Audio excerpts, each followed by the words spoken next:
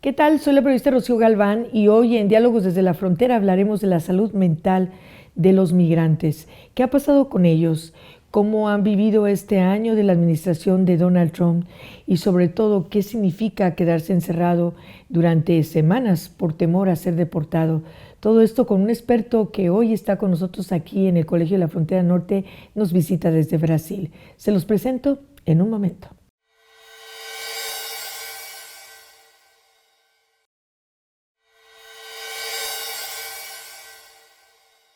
Bueno, tal y como le señalaba, él hoy nos visita en el estudio de Diálogos desde la Frontera. Esta suerte que tenemos de que nos visiten investigadores de muchas partes. Hoy desde Brasil nos visita Anatzuel Fernando da Silva. Él es egresado de la Universidad Federal de la Integración Latinoamericana de Paraná, Brasil. Es doctor en Ciencias Sociales por la Universidad Estadual de Campinas y profesor de Antropología de la Universidad Federal de la Integración Latinoamericana, UNILA, de Brasil. Es investigador y profesor especializado en migración, fronteras y salud en América Latina. Es doctor en Ciencias Sociales con concentración en Antropología por la Universidad Estadual de Campinas. Posee maestría en Ciencias Sociales especializada en Salud Pública y en Estudios Afro-Latinoamericanos y Caribeños, además de formación en Ciencias Sociales y Psicología. Actualmente es profesor en tiempo completo de la Universidad Federal de Integración Latinoamericana, UNILA, y desde septiembre está como investigador invitado en el Departamento de Estudios de Población, aquí en el Colegio de la Frontera Norte. Su trabajo se centra en diferentes territorios fronterizos de América Latina. Doctor, bienvenido, gracias por su tiempo. Y bueno, usted acaba de terminar una presentación en el seminario Perspectivas Multidisciplinarias sobre Salud y Migración. Usted habló de 3 puntos donde ha estudiado el tema. ¿Cuáles son las diferencias y por qué escogió esos puntos? Bueno, antes de todo, muchas gracias por recibirme aquí. Es un gusto estar con ustedes.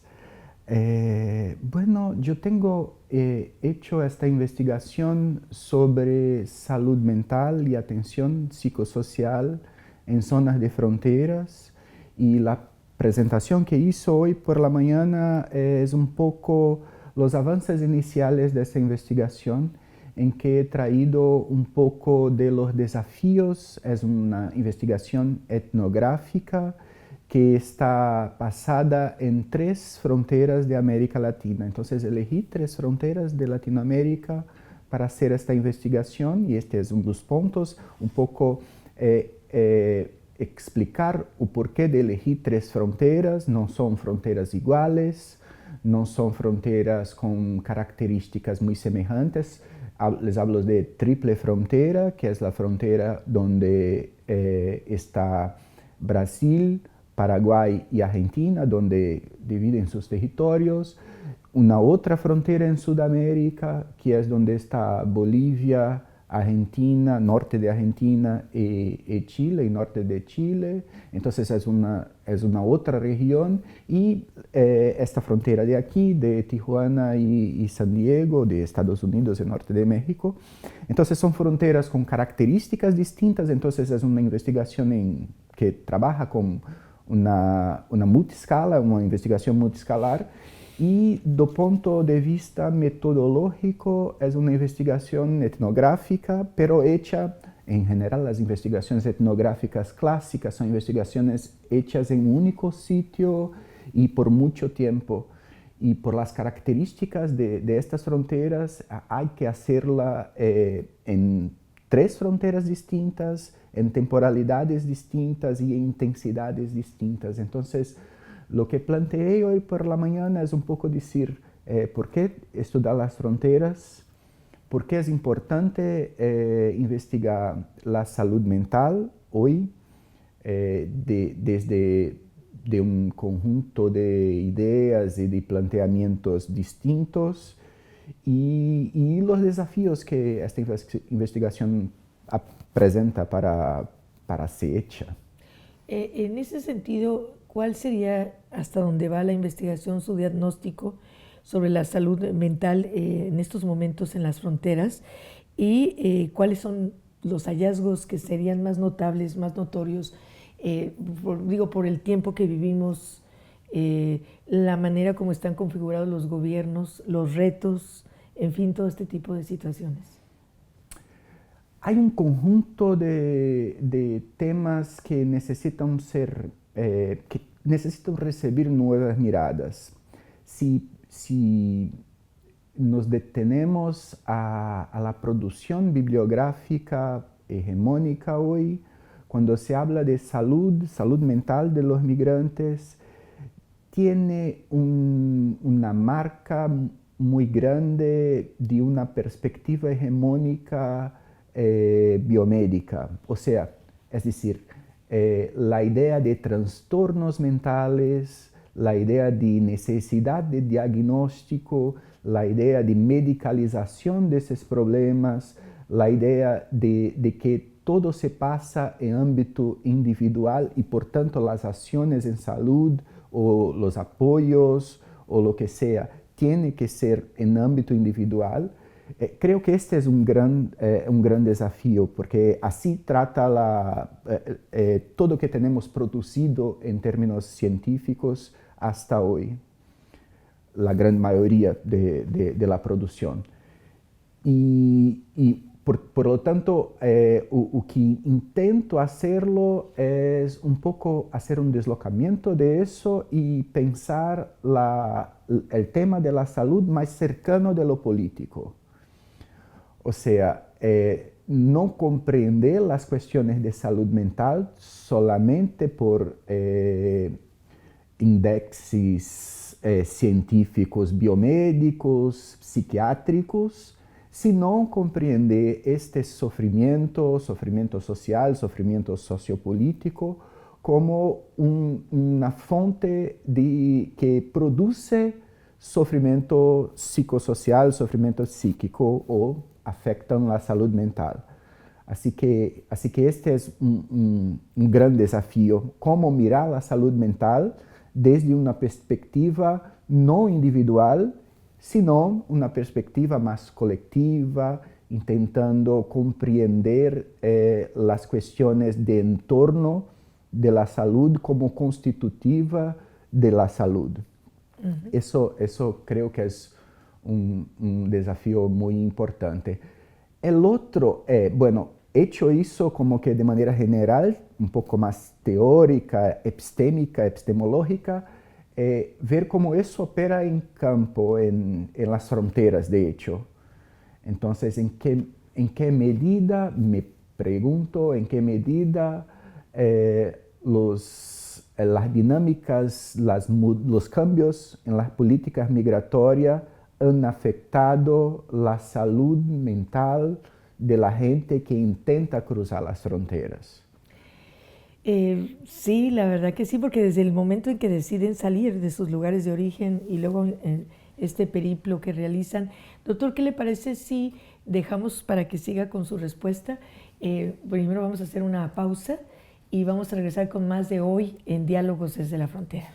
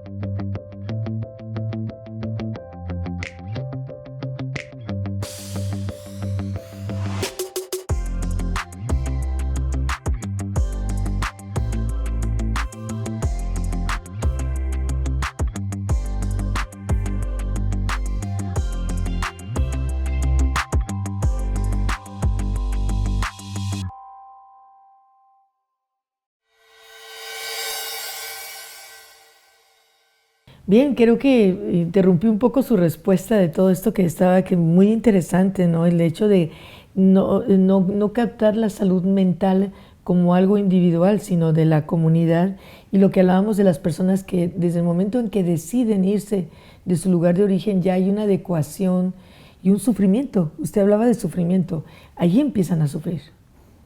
Por supuesto que sí, sí. Cuando se operan cambios migratorios, esos cambios migratorios los gobiernos lo hacen no pensando en las personas, sino en procesos políticos, procesos de disputa de poder, pero eso afecta directamente a la gente que quiere cruzar la frontera por un proceso migratorio, por los motivos que sean, y muchas veces los espacios donde están detenidos, donde están fijados, o sea, si quieren cruzar la frontera para Estados Unidos y no lo logran, se quedan aquí en Tijuana y bueno, que tiene de servicios para ofrecer de atención a la salud de esta gente que fue afectada por una decisión política y ahora, por ejemplo, está apartada de su familia y no se puede reencontrar su familia por una decisión política migratoria. Eso se pasa aquí, pero se pasa en otras fronteras igual. Se pasa en la frontera de La Quiaca y Villazón, que es la frontera entre Bolivia y Argentina, el norte de Argentina, claro que con una dinámica diferente, porque las políticas migratorias, por supuesto, son diferentes,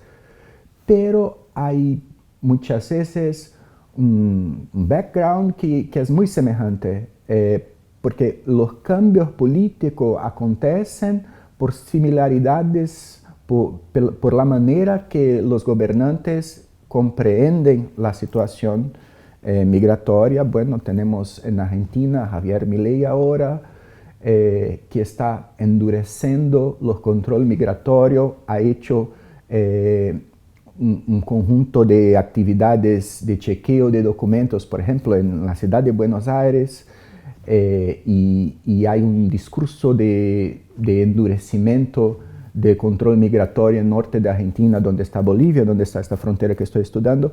Así que el tema de la frontera ha sido más recientemente un tema muy importante y una zona de embate político, de conflicto, de tensión política entre modelos más conservadores de constitución de nación y modelos no conservadores o menos conservadores.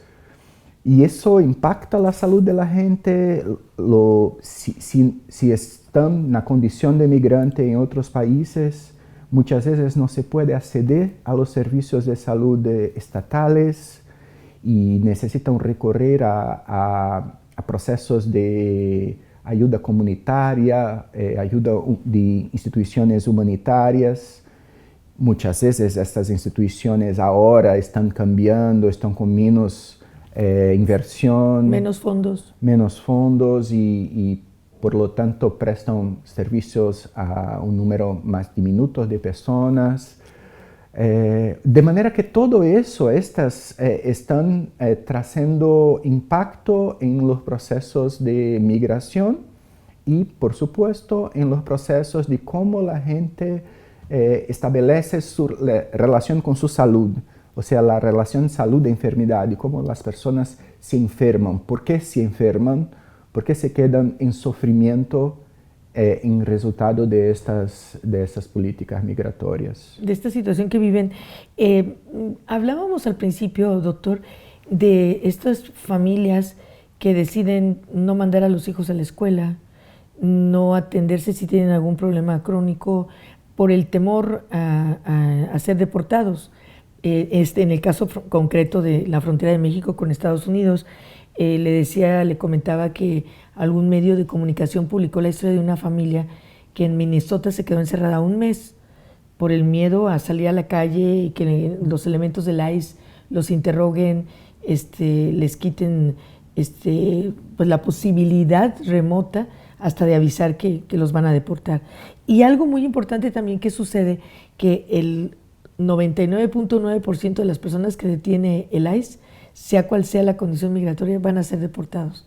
Entonces, ese terror a que pase esto, ¿cómo afecta la salud mental? Sí, creo es muy bueno pensar eso porque hay dos tipos, así de inmediato, dos tipos de sufrimiento que se expresan ahí. El primero es ser detenido, se queda atrapado en una redada y desde ahí vivenciar la experiencia de la violencia de Estado que debería ser un espacio de cuidado de la gente, no, pasa a ser un espacio de violencia, de deshumanización, de muchas veces de violación de derechos. Este es un tipo de sufrimiento, pero hay también, y eso en tu pregunta fue genial, un sufrimiento que es el sufrimiento de la gente que no es arreglada. ¿Sí? Lo estrés que es acordar todos los días y pensar qué voy a hacer hoy para que no sea atrapado por la ICE. Eso produce un sufrimiento cotidiano que sin duda trae muchos daños a la salud, produce un sufrimiento que decimos un sufrimiento psíquico, un sufrimiento psicosocial, un sufrimiento psicopolítico, que es resultado de la manera como ha sido manejado las políticas migratorias. Y entonces hay personas que van a desenvolver formas de sufrimiento muy distintas y ni siempre tienen espacios de apoyo para ellos. En algunos de esos casos que hablaste, por ejemplo, de Minnesota, las comunidades se organizan para prestar apoyo, sea llevando comida para ellos, para que no salgan de sus casas, sea dando una especie de soporte en salud, un soporte comunitario en orientación religiosa, que traga algo que necesite, o sea, que produza un poco más de seguridad y de sentimiento de pertenencia a la comunidad. Eso es bueno, sí. En la medida que hablamos de eso, que se pasa todo malo, es importante decir que las comunidades están se organizando y creando estrategias de autocuidado. Eso es una cosa bonita que emerge de esa emergencia. De todo eso. Sí. Entonces creo que es importante decir que hay esta ambigüedad de producción de sufrimiento y al mismo tiempo las comunidades produciendo formas de pensar la salud y el cuidado. Sí, es decir, el sentimiento de solidaridad está exacerbado en este momento en estas comunidades afectadas. Doctor, vamos a hacer pausa y regresamos con la tercera parte de esta conversación aquí en Diálogos desde la Frontera.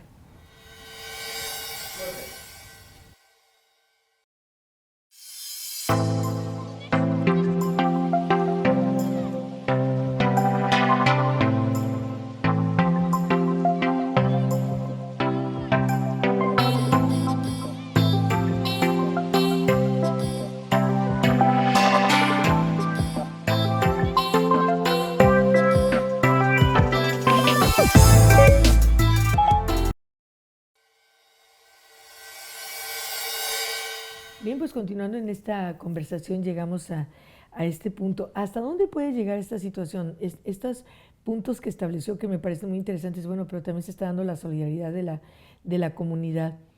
Y hay también este llamado a protestar, a decir esto no está bien y sentirse respaldados precisamente por esa comunidad. Hemos visto manifestaciones cada vez más grandes. ¿Hasta dónde puede llegar todo esto, doctor? Bueno, hay muchos caminos para pensar eso, pensando en términos de la salud, así, y cómo la salud se produce. Creo que la primera cosa, sí, es decir que el tema de la salud debe ser comprendido desde una perspectiva de colectividad. La salud mental es colectiva. La salud mental no es un tema individual que se resuelve en una clínica con un doctor, con una medicina. ¿Con una terapia? Con una terapia que sea. No que esas cosas no deberían existir, no se trata de eso. Lo que pasa es que esta no es la solución. el tema necesita ser puesto de frente con cuestiones de la colectividad. ¿Qué estamos haciendo para vivir colectivamente? Y creo que eso que ha pasado en Estados Unidos nos permite pensar que si tiene una amenaza, que el propio Estado lo hace y captura y retira de la gente la posibilidad de servicios de salud, al mismo tiempo la gente se puede organizar y se puede producir salud en sus comunidades, sea en su grupo de vecinos, sea en sus grupos religiosos, y estas estrategias de apoyo comunitario es producción de salud. Esto es una cosa que imagino que es importante. La otra es no naturalizar el sufrimiento, que es muy parecido, muy semejante, pero es distinto. Muchas veces comprendemos la idea de enfermedad como siendo una cosa física, como que si fuera un defecto de alguien, así como una comprensión de automóvil y de una máquina que se saca una cosa mala y se pone un repuesto, ahí se pasa todo bien. Pero somos humanos, eso no es así. Entonces, estos dolores dejan marcas, traumas sociales que la gente necesita convivir con ellos, y tenemos que comprender eso desde una perspectiva política. O sea, no es tomando una medicina que eso se va a pasar. No, tenemos que comprender o que los temas políticos están implicando en la salud y comprender que la salud, por lo tanto, es político, no es un tema de hospital, es un tema que se hace en la calle, desnaturalizando las cosas, despatologizando, o sea, tirando esos nombres como si fuera una enfermedad de una sola persona y comprendiendo desde una lógica social. Debiera ser parte de todos estos acuerdos que se han demandado desde hace mucho tiempo con el tema de la migración, ¿no? O sea, esta parte tan fundamental como es el apoyo a estas personas que migran y que trabajan además y bueno, este punto que usted ha destacado en esta conversación de la comunidad es muy relevante de destacar. Hemos visto también esas acciones en cuanto a decir si me deportan o si me llegan a detener, te encargo a mis hijos, porque pues es algo, es una situación de zozobra, de inquietud. Claro, y eso podemos pensar cómo es un alivio para una mamá, un padre, saber que si le pasa algo malo, hay alguien que se va a cuidar muy bien de su hijo. Eso es producción de salud. Pero, eso es muy bueno, pero eso nos permite pensar cómo este es un tema político, este sufrimiento que la mamá, que el papá se va a pasar, ocurre porque tiene un modelo deshumanizador de la política migratoria, que violenta, invisibiliza a la gente, deshumaniza, y por eso es importante enfrentarlo desde una lógica no psiquiátrica, no patologizante, sino de una perspectiva de salud colectiva, de salud mental que sea para la gente en general. ¿Tiene usted un cálculo ya para cerrar nuestra conversación de cuándo tendría ya el resultado final de estos 3 puntos donde usted está estudiando precisamente este tema y que son fronteras muy diferentes las 3? Sí, estas son fronteras muy distintas. Bueno, la investigación se lleva hasta final de año de 2026, y creo que inicio del próximo año tenga algunos resultados con datos de estas 3 regiones de frontera, para no tomarlas como que parámetros de todas las fronteras existentes, pero para que se permita pensar como diferentes situaciones, fronteras donde hay más securitización, como la frontera México-Estados Unidos, y fronteras menos institucionalizadas, como la frontera Argentina y Chile, Argentina y Bolivia, donde hay menos una presencia de militarización más pequeña. Como que estas cosas distintas se operan en la salud mental de la gente que está ahí o que está cruzando ahí. Pues sí, resulta muy interesante, hay que ver toda esta afectación. Bueno, pues agradecemos muchísimo al doctor Anazuel Fernando da Silva su presencia hoy aquí en Diálogos desde la Frontera. Pues lo vamos a buscar para que nos platique las conclusiones, porque creo que será muy interesante que nos revele qué fue su conclusión más importante después de un año de trabajar estas fronteras. Gracias por estar aquí y bueno, pues agradecer en todo lo que vale el apoyo de Óscar Ochoa, nuestro coordinador del estudio de televisión, y de nuestro muy querido becario Arturo Ruiz, que también aquí nos auxilió en este programa. Y a usted, pues decirle que lo esperamos en el próximo Diálogos desde la Frontera.